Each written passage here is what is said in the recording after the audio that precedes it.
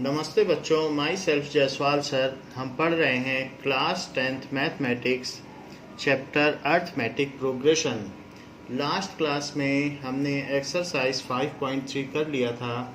Now we will move ahead with exercise 5.4 optional.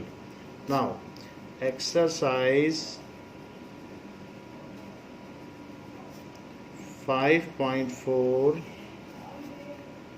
question number 1.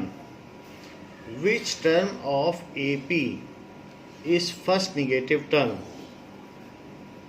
Which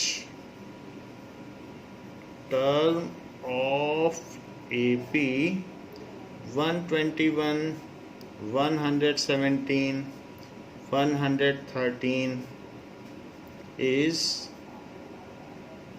first negative term? Now let nth term is first negative term, क्योंकि ये घटती हुई AP है, it is decreasing AP, तो इसमें कभी ना कभी निगेटिव टर्म तो आ ही जाएगी। तो पहली निगेटिव टर्म कौन सी होगी? एक बार निगेटिव शुरू हो गई तो फिर तो सारी निगेटिव होगी। Let nth term will be first negative term.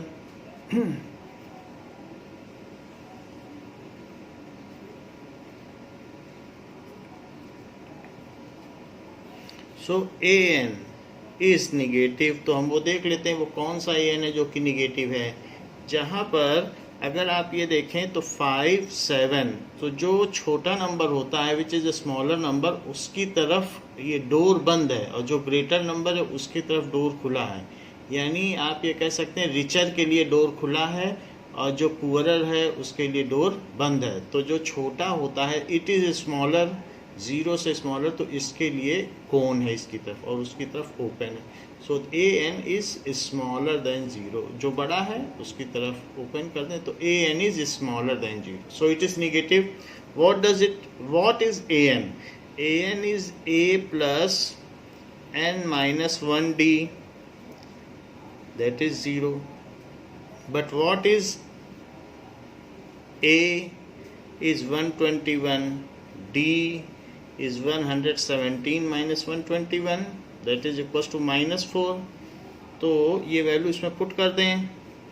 So placing these values over here, it is 121 plus n minus 1 into -4 is negative. So 121 minus 4n plus 4 is negative, ये चीज़ है।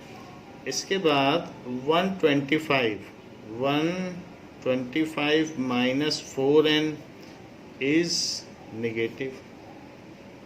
तो किसी भी दो नंबर में जिनमें इनइक्वलिटी होती है, इक्वलिटी नहीं है, जब इस तरीके का साइन होता है तो कहते हैं इनइक्वलिटी।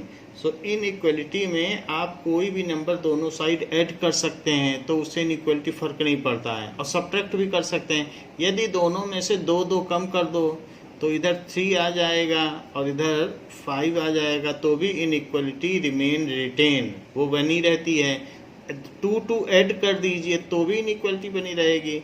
मान लीजिए 2 या 3 ऐड कर दें तो ये 8 हो जाएगा और ये 10 हो जाएगा। तो हम कुछ भी ऐड कर सकते हैं इनइक्वलिटी में और कुछ भी सब्ट्रैक्ट कर सकते हैं, उससे इनइक्वलिटी में फ़र्क नहीं पड़ता। So adding 4n to both side, divide भी कुछ भी कर सकते हैं। अगर मैं 5/2 कर दूं और उधर 7/2, तो भी बड़ी चीज़ बड़ी रहेगी। कहें भाई दोनों का पैसा आधा आधा कर दो, तो भी अमीर अमीर ही रहेगा, गरीब गरीब ही रहेगा। दोनों से 10-10 रुपये ले लो तो भी अमीर अमीर ही रहेगा। दोनों को 10-10 रुपये दे दो तो भी अमीर अमीर ही रहेगा। तो इन तीनों चीज़ों से कुछ फ़र्क नहीं पड़ता। तो अब मैं सबसे पहले इसमें क्या करूँगा, दोनों तरफ 4n ऐड करूँगा। Adding 4n to both side, क्योंकि इनइक्वलिटी में कुछ भी दोनों तरफ ऐड किया जा सकता है, ये बात आपको यहाँ बताई गई है। 2 या 3 ऐड कर दिया, कुछ भी फर्क नहीं पड़ा, बड़ी चीज़ बड़ी बनी रही। तो इस तरीके से 125 माइनस 4n प्लस 4n, और दूसरी साइड करेंगे तो 0 प्लस 4n, तो ये कट गया और ये बच गया 125 और 4n, ऐसा हो गया। नाउ इसके बाद जबकि 125 4n है तो हम दोनों तरफ डिवाइड भी कर सकते हैं, दोनों की तरफ का पैसा 1/4 कर दो। So dividing by 4 to both side, उससे भी इनइक्वलिटी पे फर्क नहीं पड़ता। तो इससे n आ जाएगा एंड 125/4, n की वैल्यू ये हो गई। तो ये कितना हो गया, 4 3 जा 12, 4 1 जा 4 एंड 1/4 कि अगर n इससे बड़ा होगा तो an इससे छोटा होगा। an की कंडीशन है ना, an will be less than 0 for all the n। इससे बड़ा हो गया तो फिर सारे वैल्यू निगेटिव हैं। तो इससे बड़ा कौन सा इंटीजर है, the integer greater than this, क्योंकि टर्म तो जो भी होगी वो इंटीजर में होगी। The immediate integer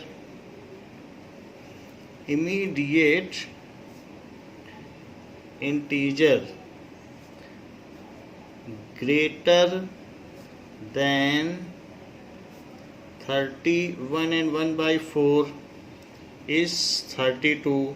So 32nd term is first negative term. So 32nd term is first negative term। आप इसमें जो आपकी ये इक्वेशन बन गई थी, यहाँ से इस इक्वेशन को आप फिर से पिकअप कर सकते हैं। और इसका एक और भी मेथड है, वो भी बता दूं कि 125 is -4n is less than 0। तो यहाँ से आप दूसरा मेथड अडॉप्ट कर सकते हैं, इसके पहले का वही मेथड है। आप 125 -4n इज लेस देन 0, तो आप किसी भी नंबर को ट्रांसफ़र भी कर सकते हैं एज ए इक्वेशन, जैसे आप करते थे।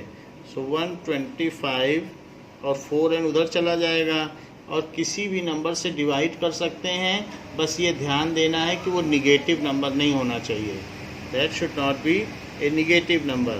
सो 125/4 निगेटिव नंबर से करने से वो चीज़ फिर रिटेन नहीं रहती। जैसे 7 है, अगर आप -1 से मल्टीप्लाई या डिवाइड कर दें तो क्या -5 और -7, अब कौन सा बड़ा नंबर हो गया। तो अगर निगेटिव नंबर से आप मल्टीप्लाई या डिवाइड करेंगे तो इनइक्वलिटी पलट जाती है, पहले वो बड़ा था अब ये बड़ा है। तो इसलिए इनइक्वलिटी में ये ध्यान देना है, neither we can multiply with negative number nor we can divide by negative number. Positive से तो कर सकते हैं या पॉजिटिव को ट्रांसफ़र कर सकते हैं। सो इट इज़ 31 and 1/4। तो ये हो गया, बाकी का काम आगे वैसे ही है। तो यहाँ तक करने के बाद आप सब यही सब लिख सकते हैं। Now second question is that the sum of third and seventh term of AP is 6। The sum of third and seventh term of AP, third and seventh term of AP is 6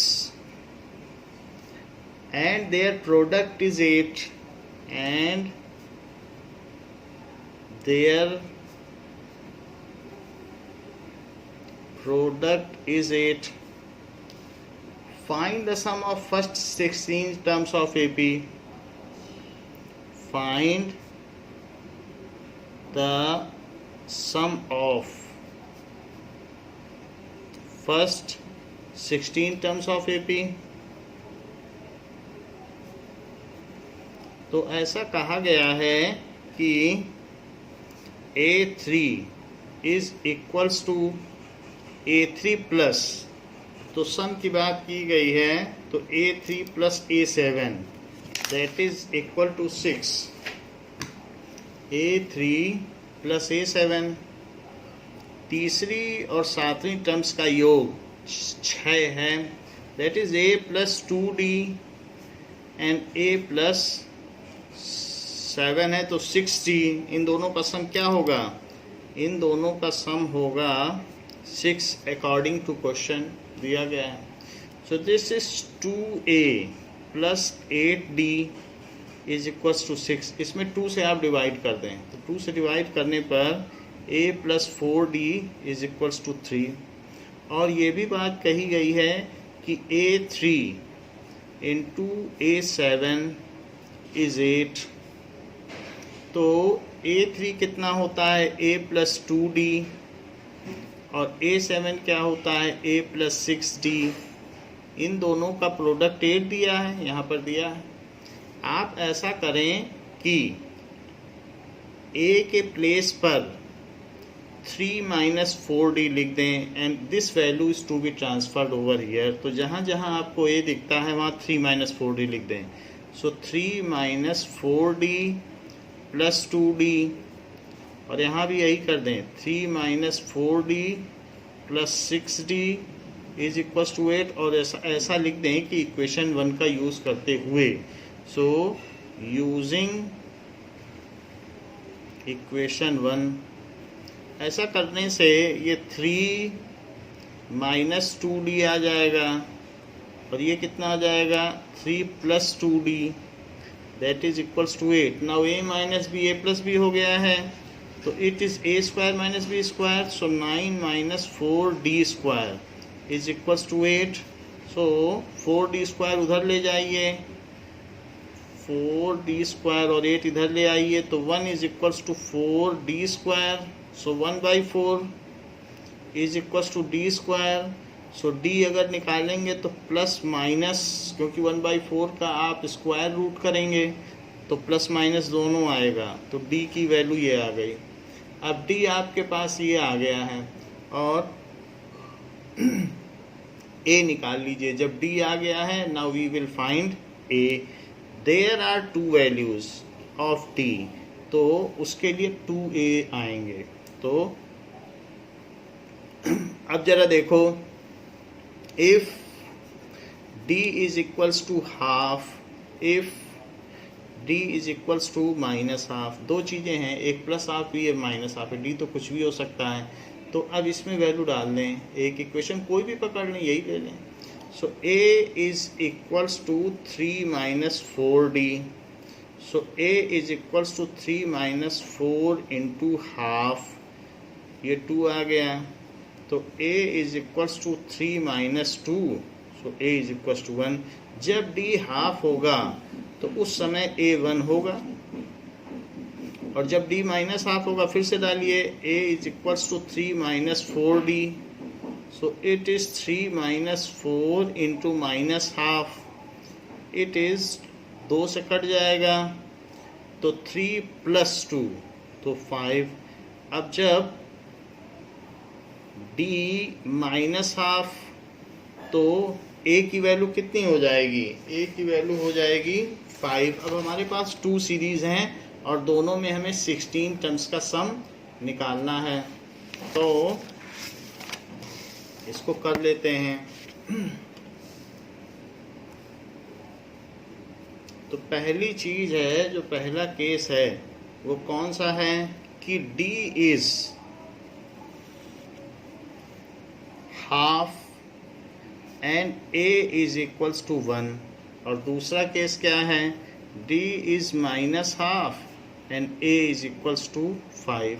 ये दो case हमारे पास हैं और 16 terms का हमको सम निकालना है। सो S16 का फार्मूला लगा दें, that is 16/2 2 into a plus 16 minus 1 into d, ये फार्मूला लगा दिया। 16/2 तो 8 हो गया, यहाँ 2 plus 15 into half, so it is 8, और 2 प्लस 15/2, इनका एलसीएम ले लें। तो एलसीएम लेने पर 4 प्लस 15, एलसीएम ले लिया, 2/1 करके एलसीएम ले लीजिए। सो दिस इज 8 इंटू 19/2, तो ये 4 आ जाएगा, तो इनका 76 सम हो जाएगा अगर इस तरीके से लिया जाए। लेकिन जो केस 2 है, तो आप इन दोनों में केस 1 और केस 2 डाल दें। सो this is case 1 and other one is case 2। So it is case 1 and this is case 2. So S16 is equals to 16 by 2, 2a की वैल्यू डाल दी, plus 16 minus 1 into minus half, ये value डाल दी.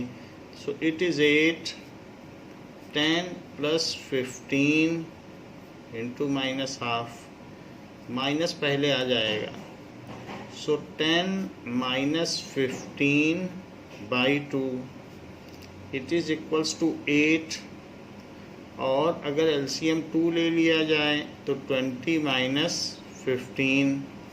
सो 8 into 5 by 2, 2 से ये cut गया तो 4 आ गया, तो 4 5 जा 20. तो ये चीज़ हो गई. तो पूछा गया है sum of first 16 terms of AP. तो एक केस में 20 आ रहा है और एक केस में 76 आ रहा है. Let us check the answer. तो एक बार आंसर चेक कर लें.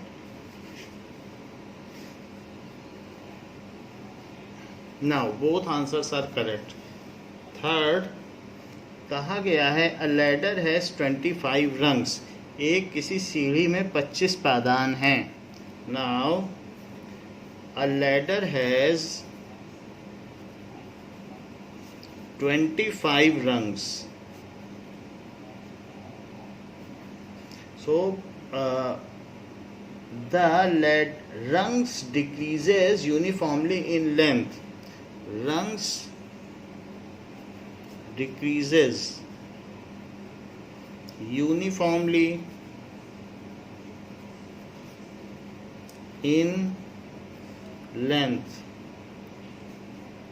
सो लेंथ में वो यूनिफॉर्मली डिक्रीज करते हैं. इसका क्या मतलब है कि सीढ़ी ऐसी है कि नीचे के रंग बड़े हैं और ऊपर के रंग छोटे हैं. जो इसके पादान हैं, नीचे वाला सबसे लेंदियर है.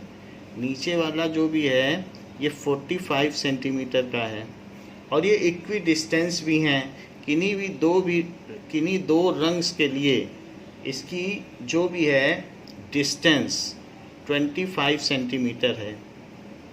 ऐसा सक्सेसिव में है और ये डिक्रीज़ होती जा रही है. इनकी जो भी लेंथ है वो डिक्रीज़ होती जा रही है. जो सबसे ऊपर वाली है वो डिक्रीज़ होते होते 25 सेंटीमीटर की ही बची है. 25 सेंटीमीटर और इसके बीच में कई हैं.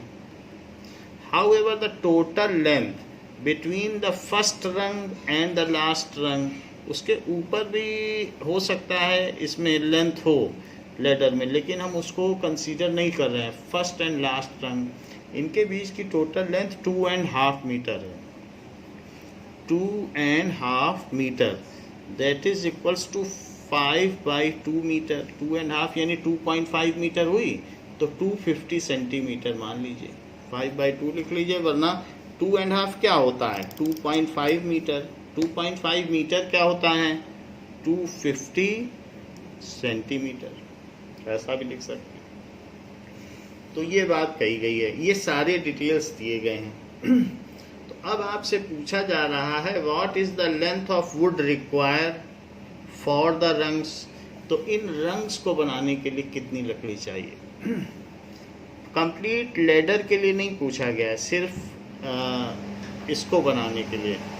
What is the length of wood required. What is the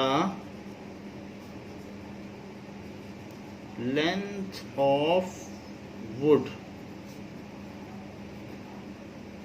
required for the rungs.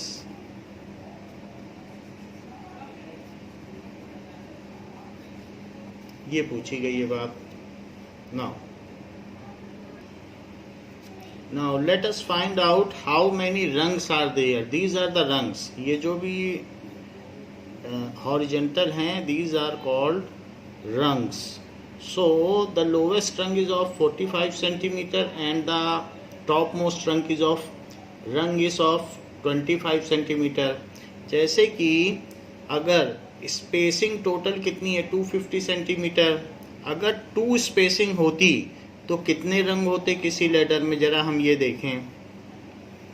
For to spacing, अगर किसी लेटर में एक स्पेस है और टू स्पेस है तो टू स्पेस के लिए 3 रंग चाहिए, 1 एक्स्ट्रा रंग हमेशा चाहिए।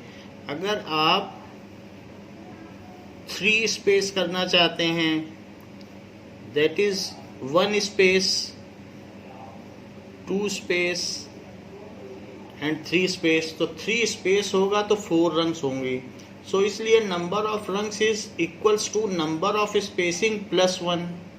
तो पहले आप ये देख लें कि नंबर ऑफ स्पेसिंग्स कितनी है। यहाँ पर टोटल 250 लेंथ है और किसी भी 2 रंग्स में 25 सेंटीमीटर की स्पेसिंग है। So number of spacing between 2 rungs, ये नंबर ऑफ स्पेसिंग आप निकाल लें बिटवीन रंग्स जो भी है, सक्सेसिव रंग्स।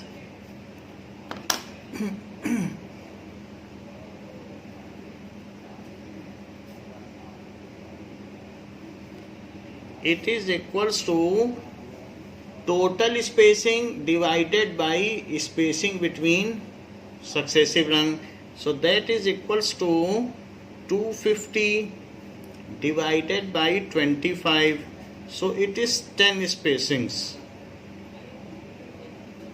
10 स्पेसिंग आ गई। टोटल स्पेसिंग 250 है और एक के बीच में 25 है तो 10 स्पेसिंग हो गई। अब इस जैसे इसके हिसाब से अगर 10 स्पेसिंग हो गई तो नंबर ऑफ रंग्स कितने हो गए। सो number of rungs is equals to number of spacing plus 1, number of spacings plus 1, so it is 10 plus 1, जैसा कि ऊपर यहाँ हमने आपको दिखा दिया है। so it is 11, there are 11 rungs। so इसमें 11 रंग्स हो गए, जिसमें कि there is a uniform decrease in length। so अगर uniform decrease in length है तो first term of AP is 45 and the last term यानी 11th term of AP is 25। ये A11 हो गई, ये A1 हो गई। तो इस तरीके से हमको ये डेटा दिया गया। यूनिफॉर्म डिक्रीज है, as decrease is uniform so different length of different rungs form AP, as decrease in length is uniform, so length of various rungs form AP, length of various rungs form AP, ये AP बनाएंगी, जिसमें कि first term क्या हो जाएगी 45 और last term क्या हो जाएगी 25, क्योंकि वो अपर मोस्ट रंग है। सो 45 से शुरू होगी और फिर इसके बाद होती होती वो AP हमें पता नहीं है, D की वैल्यू भी नहीं पता है, और जो 25 एंड ये हैं up to 11 terms of AP। तो इसमें A की वैल्यू हो गई 45 और A11 की वैल्यू हो गई 25। ये सारी चीज़ें आपको पता हैं। नाउ अब हम इससे D निकाल लेंगे कि किसी भी 2 रंग्स के बीच में कितने का डिफरेंस है। A11 is equals to 25, that is A plus 10D is equals to 25। A की वैल्यू डाल दें 45 plus 10D is equals to 25। so 10D is 25 minus 45। so 10D कितना हो गया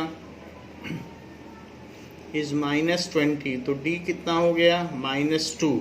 सो किसी भी सक्सेसिव रंग्स में 2 सेंटीमीटर का डिफरेंस है। 45 है तो उसके बाद फिर 3 होगी, फिर इस तरीके से 41 होगी, ऐसे ऐसे करते करते 25 तक पहुंचेगी। अब हमको डी भी मिल गया है, तो जो 11 रंग्स में जितनी भी लेंथ ऑफ वुड रिक्वायर्ड है वो पता कर लें। So we want to find out S11। S11 is 11/2। सिर्फ रंग्स की लकड़ी चाहिए, साइड वाली लकड़ी नहीं चाहिए, रंग्स में पूछी गई है।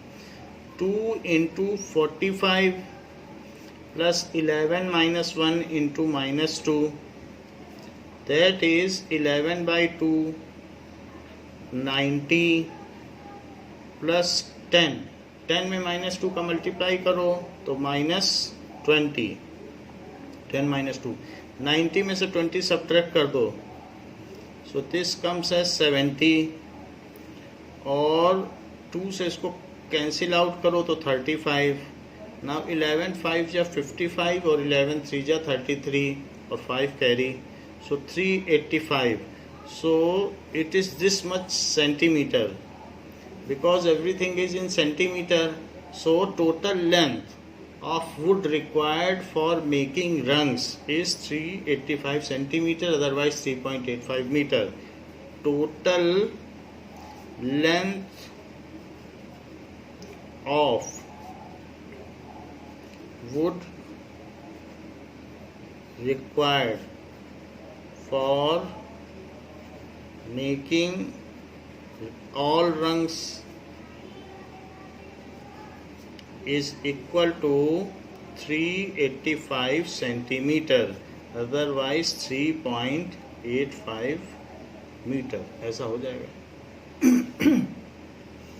Next is the houses of row are numbered consecutively. किसी कॉलोनी में लगातार लाइन वाइज हाउस बने हुए हैं और उनकी नंबरिंग 1 से 49 तक की गई है। सो द हाउसेस ऑफ ए रो, एक लाइन में है, are numbered from 1 to 49, from 1 to 49 consecutively, लगातार।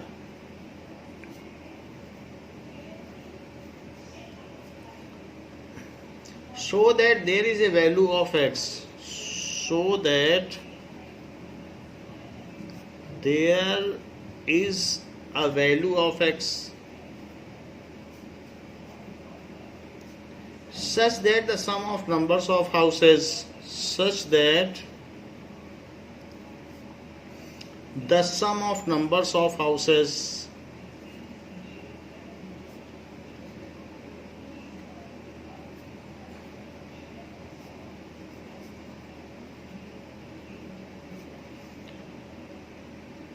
preceding the house numbered x, preceding the house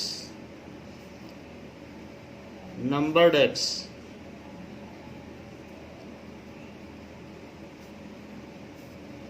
is equal to sum of numbers of houses, is equal to sum of numbers of houses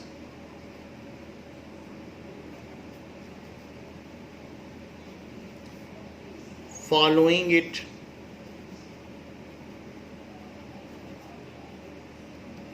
find x। इसका कहने का मतलब है कि अगर हमने 1 2 ये हाउसेज हैं उनको ऐसे नंबर कर दिया है 3 4 सक्सेसिवली, तो एक नंबर ऐसा भी होगा जो x + 1 और x+2 से लेकर 48 और 49 ये हाउस नंबर हैं। अलग अलग हाउसेज हैं, उनको नंबरिंग की गई है, अलग अलग हाउस हैं, उनको ऐसे नंबर दिया गया है। अब देखो, तो ये कहता है कि एक x ऐसा भी होगा कि उसके पीछे वाले जितने भी हाउसेज होंगे उनके हाउस नंबर का सम और उसके आगे वाले जितने भी होंगे उसके हाउस नंबर का सम इक्वल होगा। तो x से पहले टोटल कितने नंबर्स ऑफ हाउसेज होंगे? So these are x minus one, क्योंकि ये x है, मान लो ये 10th हाउस है तो इसके पहले पहले कितने हाउस होंगे? सो x माइनस वन हाउसेज होंगे। हाउसेज भी हो सकते हैं या टर्म्स भी हो सकती हैं। और अब अगर मुझे आगे वालों का सम निकालना है तो आपको क्या करना पड़ेगा? 49 में से x हटा देना पड़ेगा। तो इन ये जो हैं ये टोटल कितनी टर्म्स होंगी? टोटल टर्म्स 49 है। अब 49 में से आप x हटा दीजिए तो वो आ जाएंगे। सो ये x के आगे वाली हैं तो इनका भी सम होगा। तो यहाँ पर x माइनस वन हाउसेज हैं तो वो कह रहा है कि इसका जो भी सम है इसका कितना सम होगा बताइए? s x minus one. वो किसके इक्वल होगा? पहले s 49 करो और 49 में से इन सब को हटा दो एस एक्स, क्योंकि ये हटा दोगे तो इन्हीं का तो बचेगा। मान लीजिए आप आगे आगे वाले का चाहते हैं तो पहले पूरे का कर लो और पूरे में से x तक जो भी है वो सब हटा दो तो बचे वाले का सम आ जाएगा कि नहीं? क्योंकि फार्मूला तो हमारे पास वही है कि स्टार्टिंग से सम निकालना। तो हमने स्टार्टिंग से निकाल लिया, फिर स्टार्टिंग से x तक निकाल लिया और उसे माइनस कर दिया तो आगे का सम आ गया। तो ये इस वाले का सम है, ये इस वाले का सम है। तो वो कह रहा है कि x एक ऐसा नंबर है कि जिसके प्रीसीडिंग हाउस के हाउस नंबर्स का सम उसके सक्सीडिंग हाउस के हाउस नंबर्स के सम के इक्वल है। तो हम पता कर लेते हैं यहाँ पर क्या है, जबकि कुछ चीज़ें हमको दी गई हैं। a की वैल्यू 1 है और d की वैल्यू 1 है। We will put these values और पता कर लेंगे कि x क्या है। So S x minus one is x minus one by two, 2a plus x minus 1 minus 1. So that is x minus 1 minus 1 into d. d भी 1 है क्योंकि 2 minus 1। और उधर देखिए तो 49 by 2 2a plus 49 minus 1 करो तो 48 into 1 क्योंकि d 1 है। अब यहाँ पे आइए minus x by two, 2a और n माइनस वन होता है तो यहाँ पे करेंगे x माइनस वन, d 1 है तो d को 1 रख दिया। ये सारी चीज़ हो गई। सो अब ज़रा देखिए कि थ्रू आउट अगर आप देखेंगे तो इसमें भी 2 है, इसमें भी 2 है, तो पूरी इक्वेशन में 2 से मल्टीप्लाई कर दो तो सारे 2 चले जाएंगे। So multiplying the complete equation with 2, तो ऐसा करने से ये बाहर x माइनस वन आ जाएगा, उसको ब्रैकेट में रखिए, और 2 plus x minus two, 2 plus और ये x माइनस टू आ गया। इधर देखिए 49 और अंदर में क्या आया? 48 प्लस 2 कितना होता है? 50।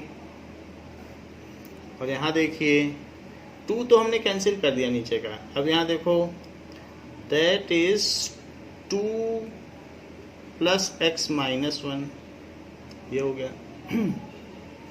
तो यहाँ 2 से 2 कैंसिल हो गया है और x minus one into x, ये हो गया, इज इक्वल्स टू 5 9 जा 45 और 5 4 जा 20, 2 4 5 0 और माइनस एक्स, और ये कितना आ जाएगा? x प्लस 1, ये आ गया।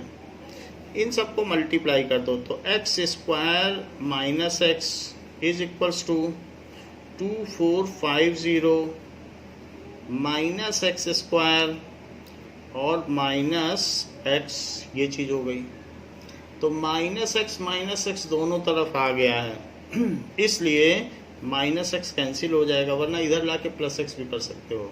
अब एक्स स्क्वायर को इधर ले आओ, अगर एक्स स्क्वायर को इधर ले आओगे तो कितना बन जाएगा? एक्स स्क्वायर को इधर ले जाइए तो x square plus x square हो जाएगा और राइट हैंड साइड में 2450 बचेगा। तो ये 2x स्क्वायर है जो कि 2450 है। तो अब एक्स स्क्वायर क्या हो जाएगा? 2 से डिवाइड कर दीजिए तो 1225 हो जाएगा। तो 1225 का आपको अब एलसीएम निकालना है। वैसे इसका एलसीएम 35 होता है, बट फिर भी हम निकालते हैं. So x square is 1225. Now x square is 1225. तो आप पेयरिंग करो 1225, पीछे से पेयरिंग करो.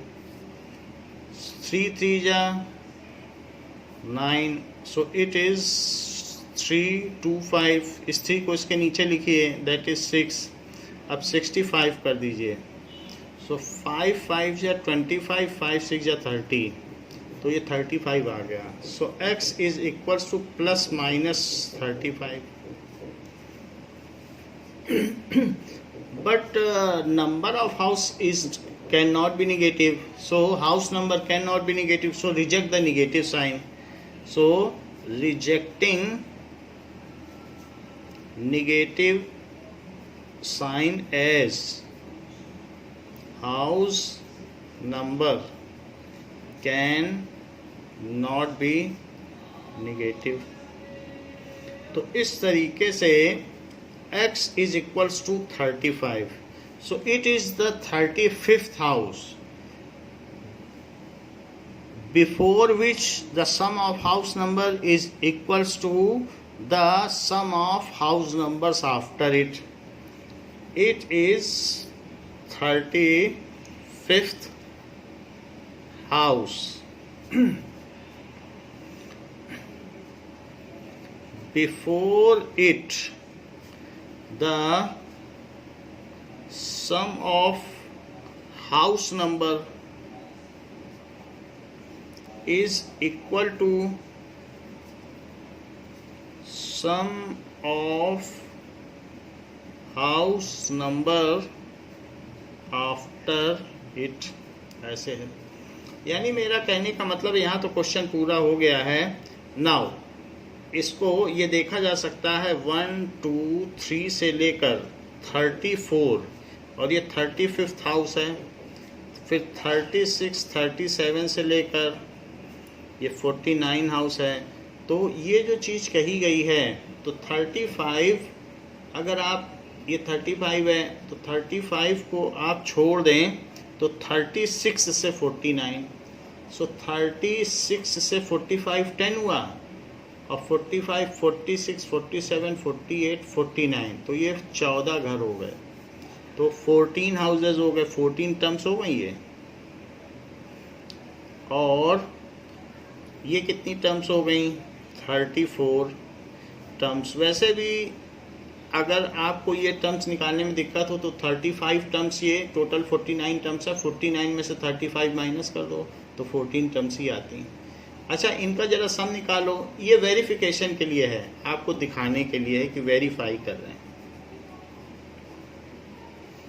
सो इसमें आप रखिए 34 टर्म्स. इसके लिए A1 रखिए और इसके लिए A36 रखिए, क्योंकि हम इसको इंडिपेंडेंटली सॉल्व करना चाहते हैं. सो ये जरा देखो, S34 so is equals to 34/2 और 2 × 1 ये हो गया. इसका इधर का सम हो गया, दैट इज 17, और 33 + 2 कितना होता है? 35. सो 17 5 जा 85 और 17 3 जा 51. सो 595. इधर देख लीजिए S14, लेकिन यहाँ A ये रखिए, इसे इंडिपेंडेंट AP मान के चलिए. तो 14/2 2 × 36 + 14 - 1, इट इज़ 13 × 1. सो 14/2 कितना हो जाएगा? ये 7 हो जाएगा. सो 7 हो गया, और ब्रैकेट के अंदर कितना हो गया? इट इज़ 72 + 13, तो 7 और ये 85. सो 7 5 जा 35 और 7 8 जा 56. सो 56 और 3 59. तो इस तरह से हम देखते हैं कि ये 35th हाउस ऐसा नंबर है कि उसके पहले वाले हाउस नंबर्स का सम उसके बाद वाले हाउस नंबर के सम के इक्वल है, हैंस वेरीफाइड. ऐसा आपको करने की ज़रूरत नहीं है, बट मैंने आपको समझाने के लिए बताया है. बताया गया है कि a small terrace of a football ground comprises of 15 steps, ऐसा दिया गया है, each of which is 50 metre long. तो मैं फिगर बना देता हूँ जिसमें लोग विजिटर्स फुटबॉल देखते हैं। तो ऐसा टेरेस बनाया गया है जिसमें लोग फुटबॉल देख सकें। सो उसमें कितनी स्टेप्स हैं? 15 स्टेप्स हैं। ऐसे 15 स्टेप्स हैं।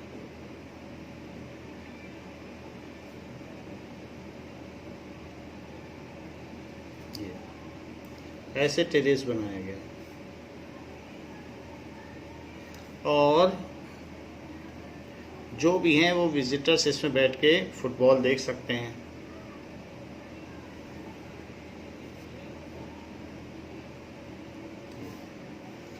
और इसी तरीके से सारी स्टेप्स बनाई जा सकती हैं जो दूसरी भी हैं। तो वो ऐसे इसी के नीचे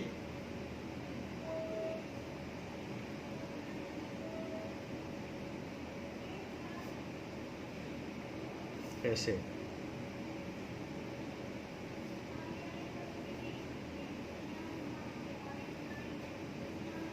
ये इस तरीके से स्टेप्स बनाई गई हैं। अब यहाँ पर जो डायमेंशंस दिए गए हैं, ये डेप्थ दी गई है 50 मीटर, दैट इज ये जो ईच स्टेप है वो 50 मीटर लॉन्ग है और इसकी हर एक की हाइट, ईच स्टेप की हाइट 1/4 मीटर है। 1/4 मीटर हर स्टेप का है। और जिसको बैठने की जो सीटिंग प्लेस है वो कितना है? सीटिंग प्लेस अगर आप देखेंगे तो 1/2 मीटर है। तो अगर हम ये देखें कि फर्स्ट स्लैब है तो सेकंड स्लैब होगा, फिर थर्ड स्लैब होगा, फिर फोर्थ स्लैब होगा। ये अलग अलग स्ट्रिप्स होंगी। सिर्फ अगर आप फर्स्ट स्लैब देखेंगे तो फर्स्ट स्लैब ऐसा होगा,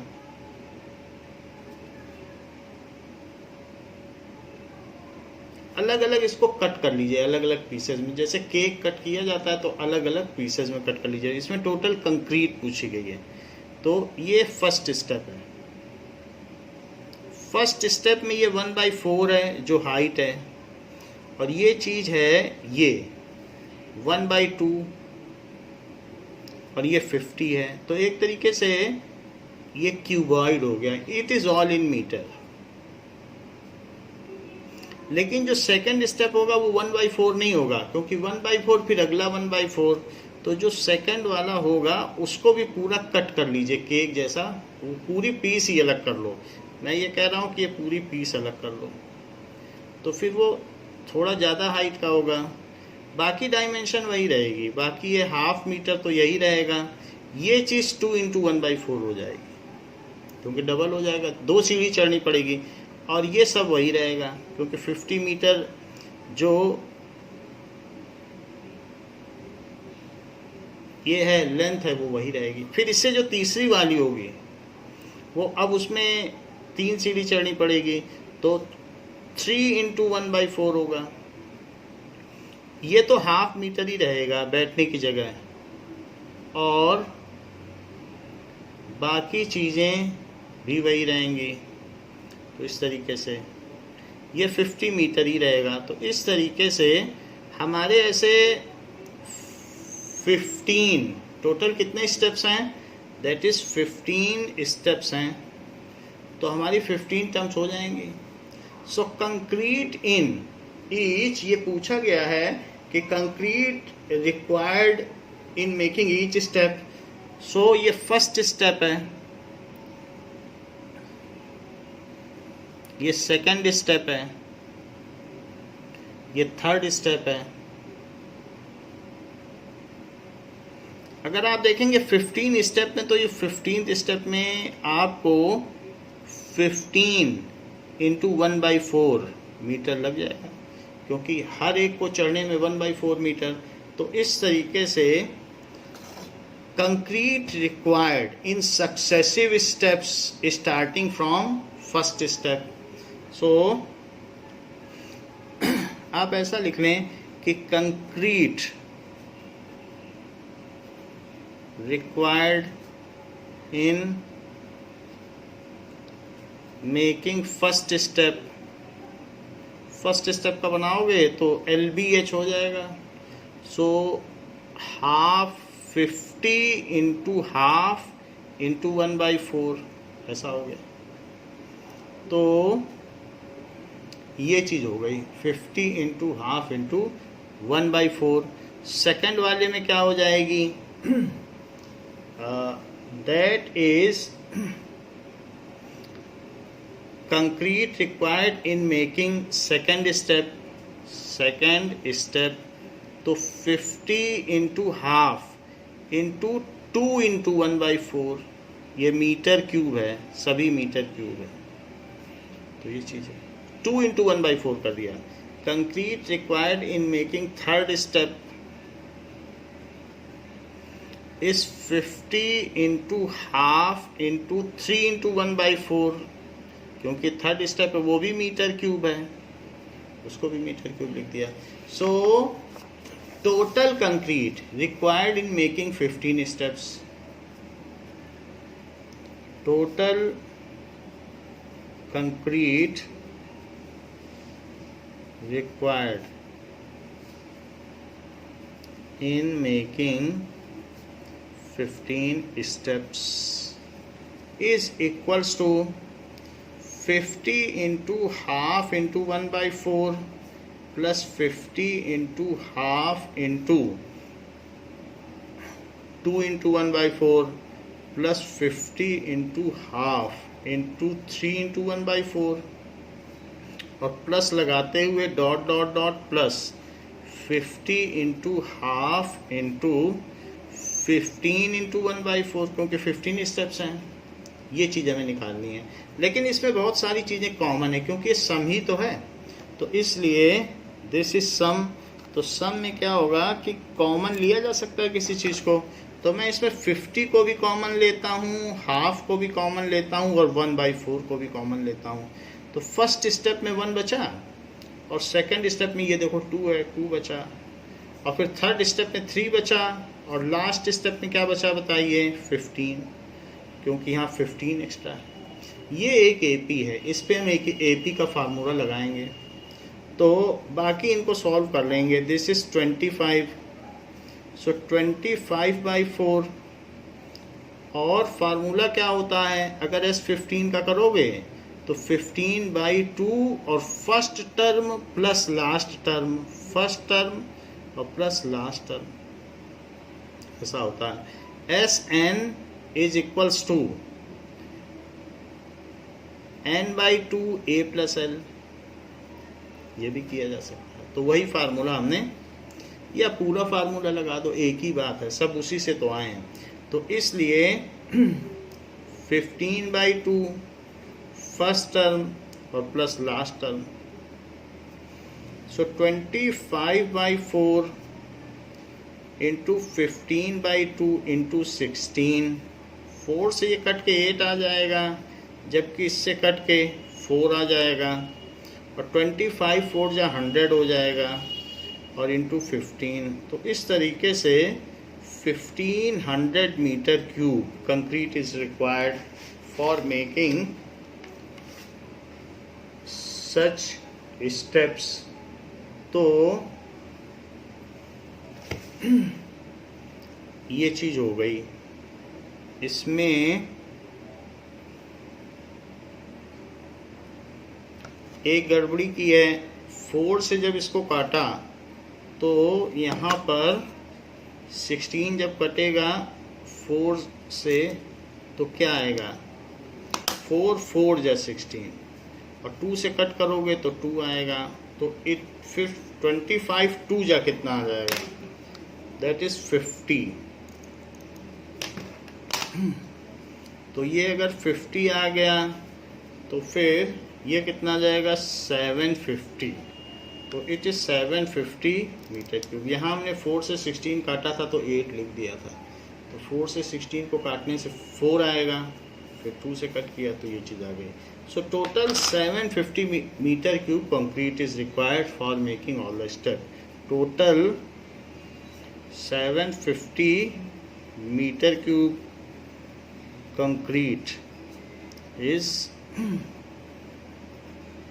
रिक्वायर्ड, ये चीज़। तो इस तरीके से हमारा अर्थमेटिक प्रोग्रेशन का ये चैप्टर पूरा हो गया है। अब नेक्स्ट चैप्टर हम अगली क्लास में करेंगे। थैंक यू बच्चों।